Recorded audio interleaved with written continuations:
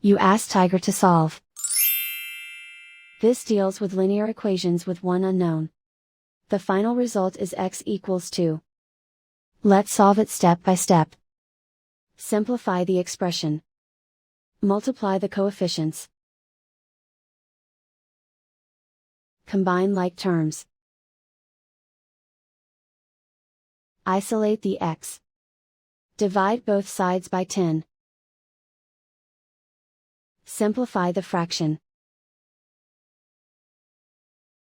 Find the greatest common factor of the numerator and denominator. Factor out and cancel the greatest common factor. And so the final result is x equals 2.